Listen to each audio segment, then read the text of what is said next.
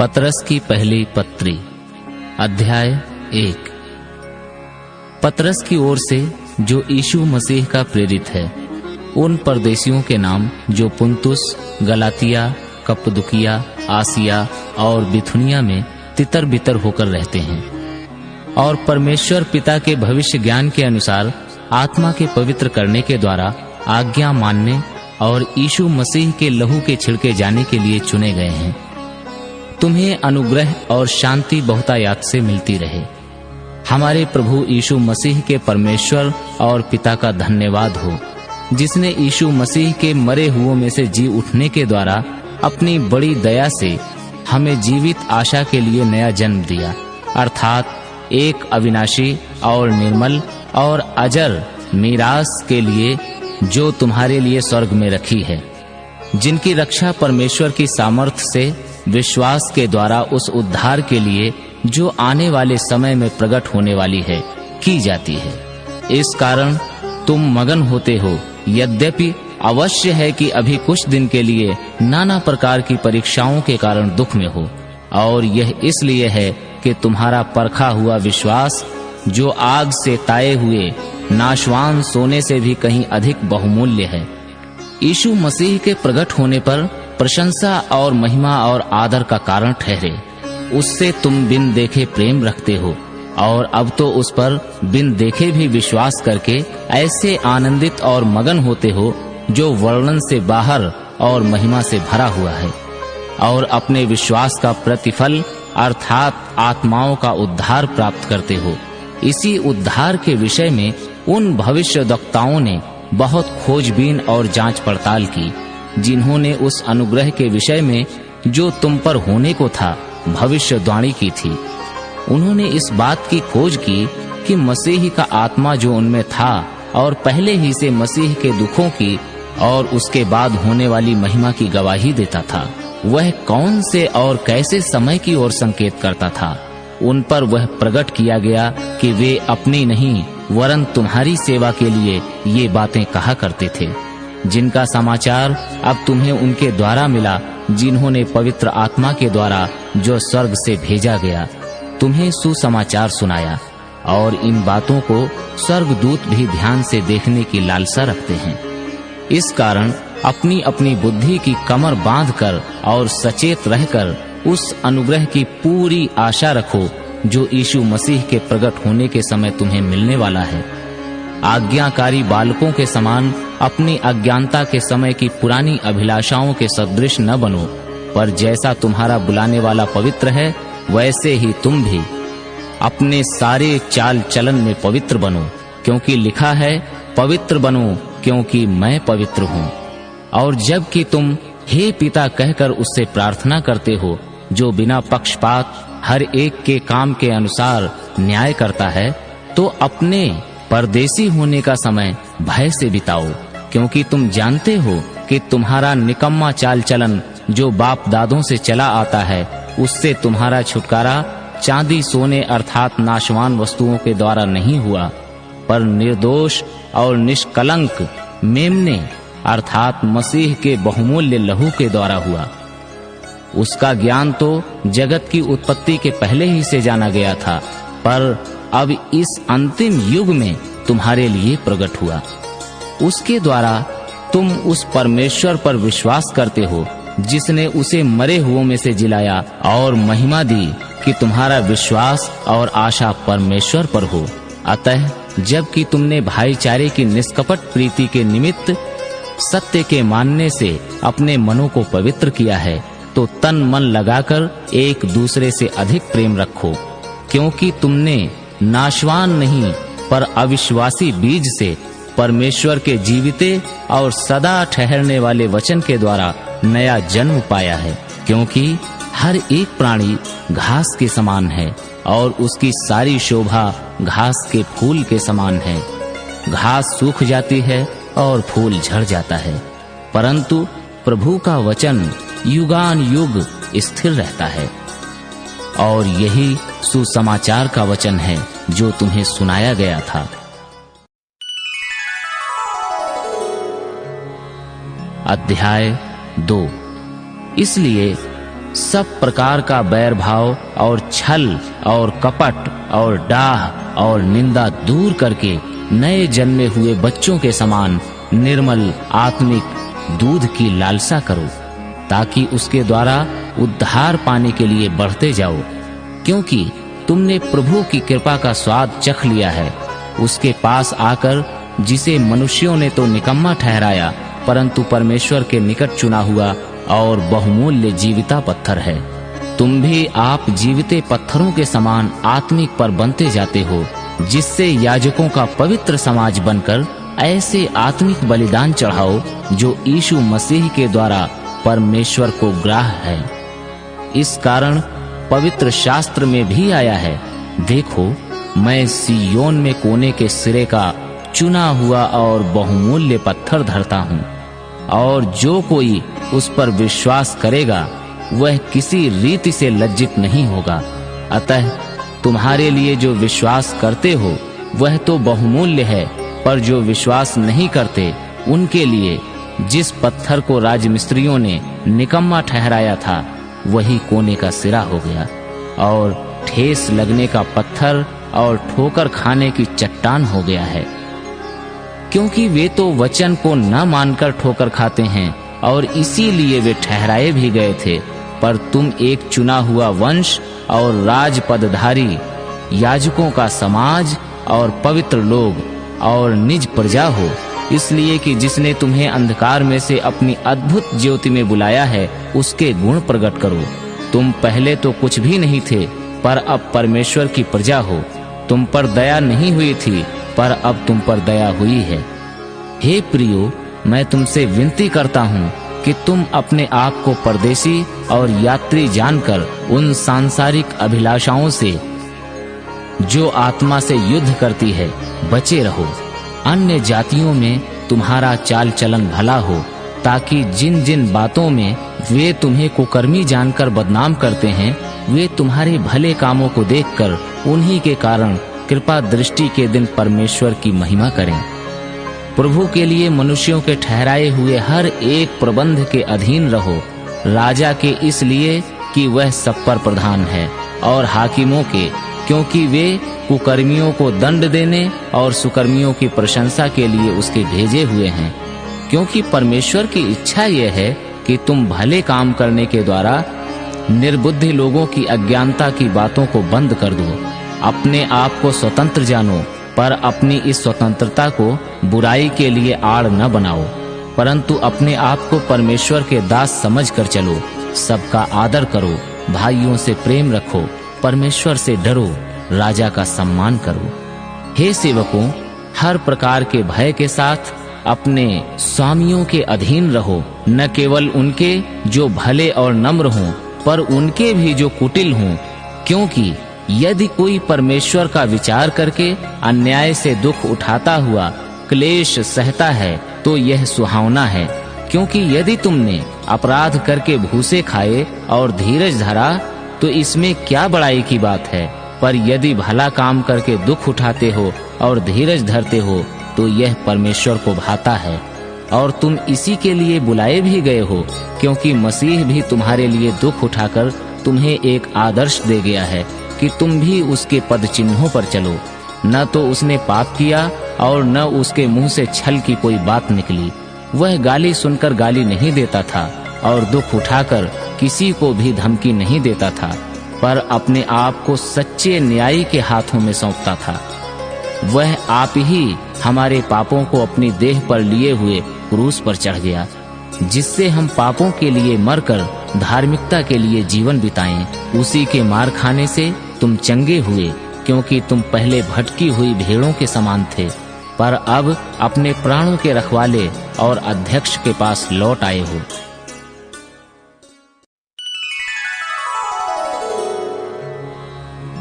अध्याय 3। हे पत्नियों, तुम भी अपने पति के अधीन रहो, इसलिए कि यदि इनमें से कोई ऐसे हों जो वचन को न मानते हों, तो भी तुम्हारे भय सहित पवित्र चाल चलन को देखकर बिना वचन के अपनी अपनी पत्नी के चाल चलन के द्वारा खिंच जाएं। तुम्हारा श्रृंगार दिखावटी न हो, अर्थात बाल गूंथना और सोने के गहने या भांति भांति के कपड़े पहनना, वरन तुम्हारा छिपा हुआ और गुप्त मनुष्यत्व नम्रता और मन की दीनता की अविनाशी सजावट से सुसज्जित रहे, क्योंकि परमेश्वर की दृष्टि में इसका मूल्य बड़ा है। पूर्व काल में पवित्र स्त्रियां भी जो परमेश्वर पर आशा रखती थीं, अपने आप को इसी रीति से संवारती और अपने अपने पति के अधीन रहती थीं, जैसा सारा अब्राहम की आज्ञा में रहती और उसे स्वामी कहती थी। इसी प्रकार तुम भी यदि भलाई करो और किसी प्रकार के भय से भयभीत न हो तो उसकी बेटियां ठहरोगी। वैसे ही हे पतियों, तुम भी बुद्धिमानी से पत्नियों के साथ जीवन निर्वाह करो और स्त्री को निर्बल पात्र जानकर उसका आदर करो, यह समझकर कि हम दोनों जीवन के वरदान के वारिस हैं, जिससे तुम्हारी प्रार्थनाएं रुक न जाएं। अतः सब के सब एक मन और कृपामय और भाईचारे की प्रीति रखने वाले और करुणामय और नम्र बनो। बुराई के बदले बुराई मत करो और न गाली के बदले गाली दो, पर इसके विपरीत आशीष ही दो, क्योंकि तुम आशीष के वारिस होने के लिए बुलाए गए हो। क्योंकि जो कोई जीवन की इच्छा रखता है और अच्छे दिन देखना चाहता है, वह अपनी जीभ को बुराई से और अपने होठों को छल की बातें करने से रोके रहे। वह बुराई का साथ छोड़े और भलाई ही करे। वह मेल मिलाप को ढूंढे और उसके यत्न में रहे, क्योंकि प्रभु की आंखें धर्मियों पर लगी रहती हैं और उसके कान उनकी विनती की ओर लगे रहते हैं, परंतु प्रभु बुराई करने वालों से विमुख रहता है। यदि तुम भलाई करने के लिए उत्तेजित रहो तो तुम्हारी बुराई करने वाला फिर कौन है?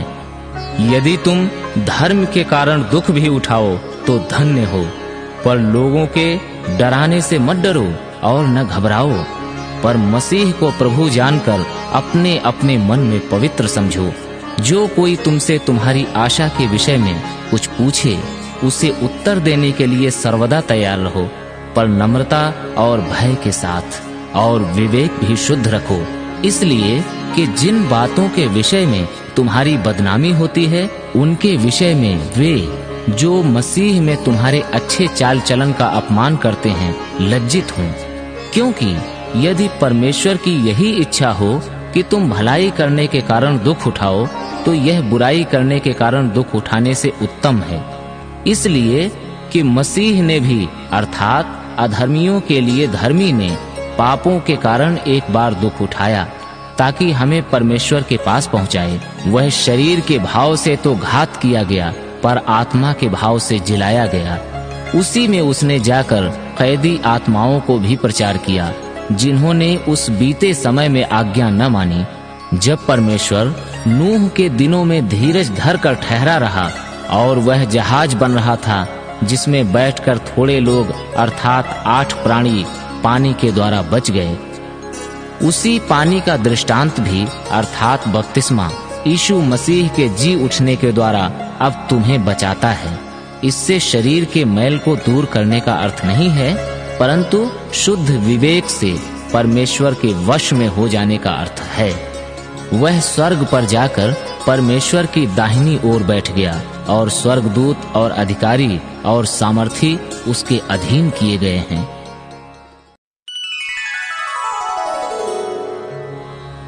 अध्याय 4।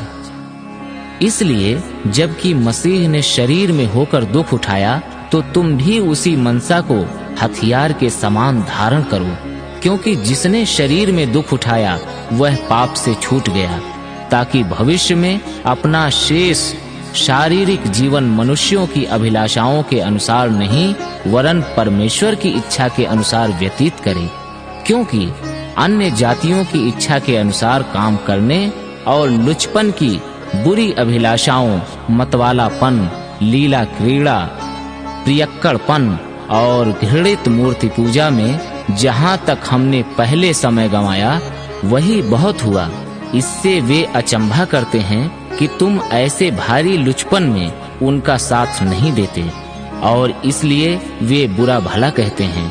पर वे उसको जो जीवितों और मरे हुओं का न्याय करने को तैयार है लेखा देंगे, क्योंकि मरे हुओं को भी सुसमाचार इसीलिए सुनाया गया कि शरीर में तो मनुष्यों के अनुसार उनका न्याय हो, पर आत्मा में वे परमेश्वर के अनुसार जीवित रहें। सब बातों का अंत तुरंत होने वाला है, इसलिए संयमी होकर प्रार्थना के लिए सचेत रहो। सब में श्रेष्ठ बात यह है कि एक दूसरे से अधिक प्रेम रखो, क्योंकि प्रेम अनेक पापों को ढांप देता है। बिना कुड़कुड़ाए एक दूसरे का अतिथि सत्कार करो। जिसको जो वरदान मिला है वह उसे परमेश्वर के नाना प्रकार के अनुग्रह के भले भंडारियों के समान एक दूसरे की सेवा में लगाए। यदि कोई बोले तो ऐसा बोले मानो परमेश्वर का वचन है। यदि कोई सेवा करे तो उस शक्ति से करे जो परमेश्वर देता है, जिससे सब बातों में यीशु मसीह के द्वारा परमेश्वर की महिमा प्रकट हो। महिमा और साम्राज्य युगान युग उसी का है। आमीन। हे प्रियो, जो दुख रूपी अग्नि तुम्हारे परखने के लिए तुम में भड़की है, इससे यह समझकर अचंभा न करो कि कोई अनोखी बात तुम पर बीत रही हो, पर जैसे जैसे मसीह के दुखों में सहभागी होते हो आनंद करो, जिससे उसकी महिमा के प्रकट होते समय भी तुम आनंदित और मगन हो। फिर यदि मसीह के नाम के लिए तुम्हारी निंदा की जाती है तो तुम धन्य हो, क्योंकि महिमा का आत्मा जो परमेश्वर का आत्मा है तुम पर छाया करता है। तुम में से कोई व्यक्ति हत्यारा या चोर या कुकर्मी होने या पराये काम में हाथ डालने के कारण दुख न पाए, पर यदि मसीही होने के कारण दुख पाए तो लज्जित न हो, पर इस बात के लिए परमेश्वर की महिमा करे, क्योंकि वह समय आ पहुंचा है कि पहले परमेश्वर के लोगों का न्याय किया जाए, और जबकि न्याय का आरंभ हम ही से होगा तो उनका क्या अंत होगा जो परमेश्वर के सुसमाचार को नहीं मानते। और यदि धर्मी व्यक्ति ही कठिनाई से उद्धार पाएगा तो भक्तिहीन और पापी का क्या ठिकाना। इसलिए जो परमेश्वर की इच्छा के अनुसार दुख उठाते हैं वे भलाई करते हुए अपने अपने प्राण को विश्वास योग्य सृजनहार के हाथ में सौंप दें।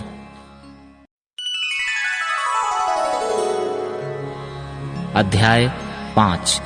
तुम में जो प्राचीन हैं, मैं उनके समान प्राचीन और मसीह के दुखों का गवाह और प्रकट होने वाली महिमा में सहभागी होकर उन्हें यह समझाता हूँ कि परमेश्वर के उस झुंड की जो तुम्हारे बीच में है रखवाली करो, और यह दबाव से नहीं परंतु परमेश्वर की इच्छा के अनुसार आनंद से, और नीच कमाई के लिए नहीं पर मन लगाकर।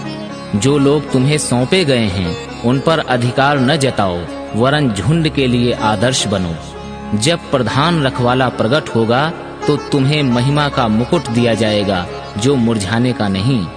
इसी प्रकार के नवयुवकों, तुम भी प्राचीनों के अधीन रहो, वरन तुम सब के सब एक दूसरे की सेवा के लिए दीनता से कमर बांधे रहो, क्योंकि परमेश्वर अभिमानियों का विरोध करता है परंतु दीनों का अनुग्रह करता है।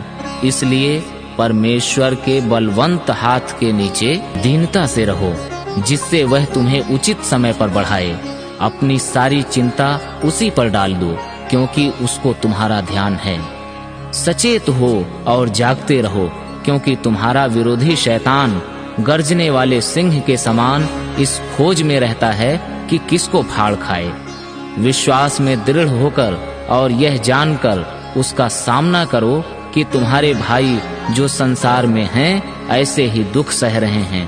अब परमेश्वर जो सारे अनुग्रह का दाता है, जिसने तुम्हें मसीह में अपनी अनंत महिमा के लिए बुलाया, तुम्हारे थोड़े देर तक दुख उठाने के बाद आप ही तुम्हें सिद्ध और स्थिर और बलवंत करेगा।